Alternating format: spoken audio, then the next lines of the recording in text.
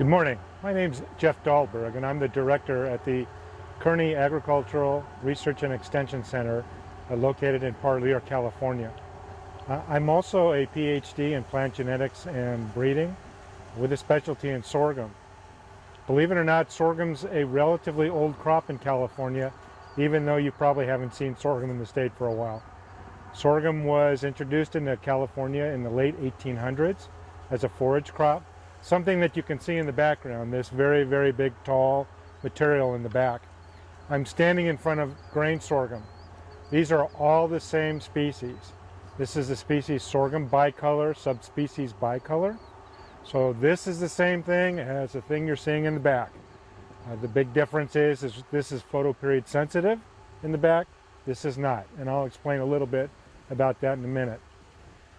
Sorghum is the fifth most important cereal crop worldwide. Rice, wheat, corn, and barley tend to be more production, but sorghum is an extremely important crop in developing countries, especially in Africa and Asia. It's primarily a subsistence farming crop that you'll find in India and Africa, and folks use it for a wide range of food systems throughout that country. It originated in Africa. We believe in northern Ethiopia, southern Sudan is probably the origin, and then sorghum migrated throughout Africa following the path of migrant people. So we had Bantu-speaking people taking sorghum to the south, where you found a different race. There's 5 races of sorghum. There's a very primitive race called bicolor. Then there's a Kaffir, a Guinea, a Caudatum, and a Dura. The Bantu-speaking people of Africa brought sorghum down southern part of the continent, and that's where the Kaffir sorghums were domesticated and really selected for by farmers. As it moved west into Western Africa, places like Mali, Niger, Chad, here you see things called caudatums. In Ethiopia and Sudan, you had more sophisticated sorghums called caudatums, which is primarily what you're seeing in these grain sorghums. These are primarily caudatums or caudatum Kaffirs. And then you see Duras developing in Ethiopia, but the Duras then spread into India through the trade routes. You'll also see sorghum coming from China as well.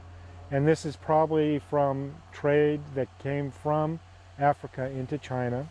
And the Chinese have some very, very unique sorghums that they use primarily for alcohol production. If you're in China, you'll see very, very tall, very, very brown sorghums, mostly made for what's called Chinese wine, which is very stout and robust. In Africa and Asia, they make flatbreads. Sorghum has no gluten in it, so it's a gluten-free cereal. They make flatbreads in Africa, thick and thin porridges, many, many types of fermented beverages, many, many types of fermented breads, even though they're not like the breads that you and I know here in the United States. They also make couscous and also can boil it and eat it like a rice product. So within Africa and Asia, it's mainly used for its production for food systems for human people, for human consumption. Also in Africa, these will tend to be larger. So this sorghum plant may be my height all the way up to 10 feet tall. And they will hand harvest the grain and then come back through and pull the leaves off and feed the leaves to animals. And then cut the stalks and use the stalks for a wide range of construction things. They'll make fences out of it, they'll make roofs out of it, and a whole bunch of different things that you can use using the stem. Now in the United States, sorghum probably came in with the slave trade, and the oldest sorghum that we know of is probably from Haiti, from the slave trade that came into Haiti, got established in Haiti. The African slaves brought sorghum with them, and so you see the development of very, very old sorghums in Haiti. But it did move into the United States as well, probably again through the slave trade. But the first written evidence that we have of sorghum in the United States is from Benjamin Franklin. In 1757, he wrote a letter to a person called a Mr. Ward, and he was describing what was called a broom corn. Very, very fashionable in Europe at the time. You harvested the heads. They had very, very, very long panicles, long branches on the panicle. They'd cut that and use those for brooms, and they would broom off their top hats. Very popular in Europe.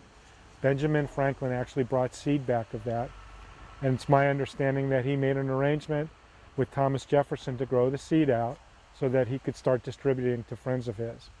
So Benjamin Franklin was describing broom corn in this letter to Mr. Ward. From there, well, actually, broom corn. What do I mean by broom corn? Broom corn is also a type of sorghum. Prior to synthetic brooms, many, many brooms were made using a specialty sorghum called broom corn. It's not corn.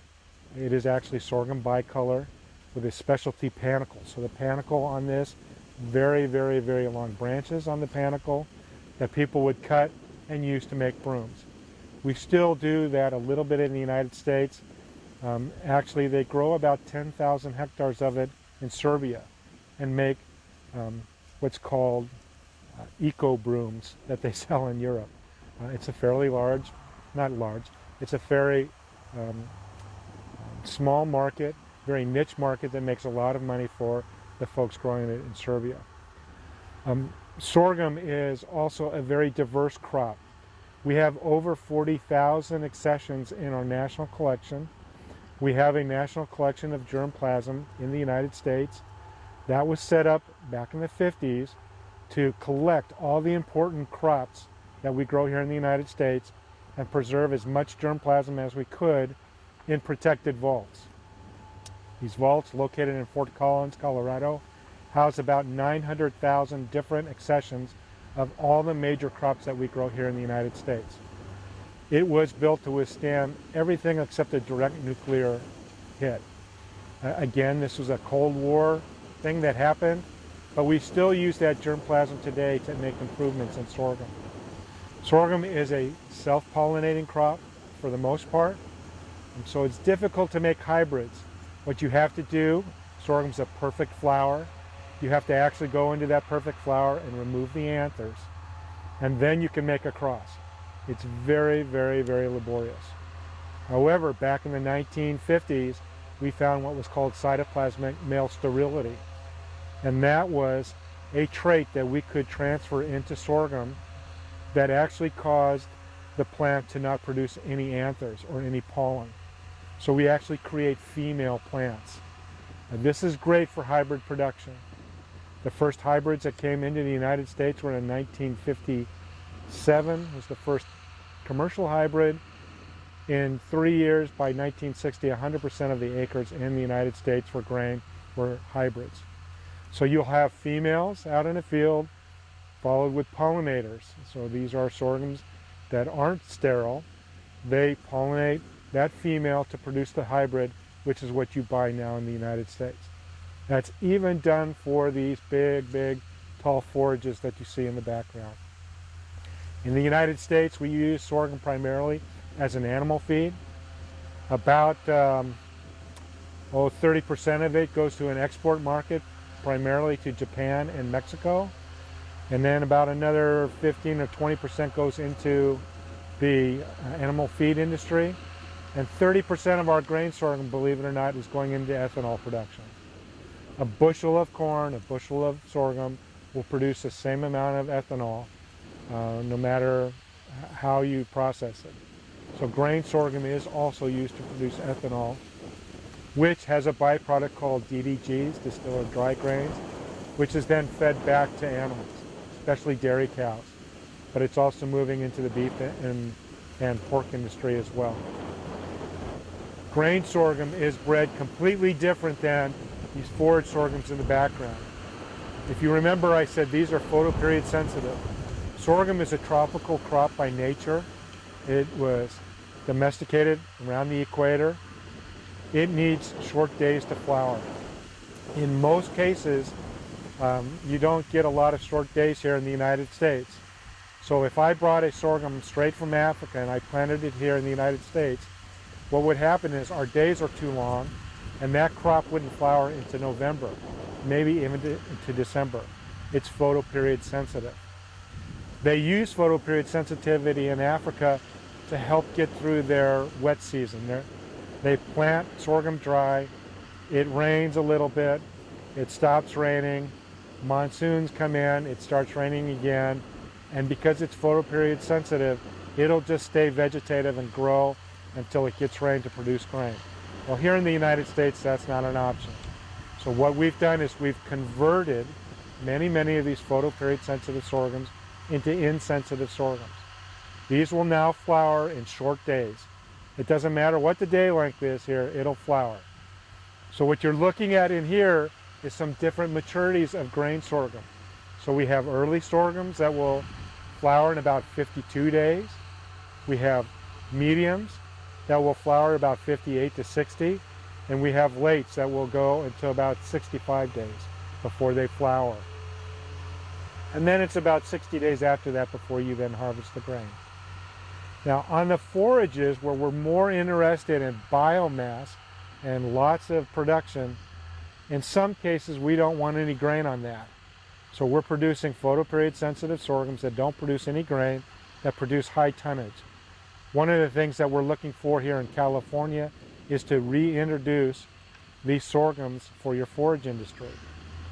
These sorghums in the back here are on about 20 inches of water and about 100 pounds of nitrogen. For your corn silage around here, you can use anywhere from 3 to 5 acre-feet of water and upwards to about 250 to 300 pounds of nitrogen. So what we're trying to do is really showcase to especially the dairy farmers who use a lot of silage that actually forage sorghums could be a viable silage for them. Uses less water, less nitrogen, typically less inputs. Sorghum is an extremely drought-tolerant crop as well, and that's one of the reasons why it does so well in areas that don't get a lot of rainfall or have limited irrigation. Overall, it's a great crop. We're starting to try and reintroduce it again into California. Believe it or not, in the 1960s, there was almost 500,000 acres of grain sorghum. If you can find 20,000 acres in the state right now, you'd be lucky. But I think with its drought tolerance, the demands and the pressures on water here in the state, I think this is a really viable crop as part of a good crop rotation for farmers here in the state.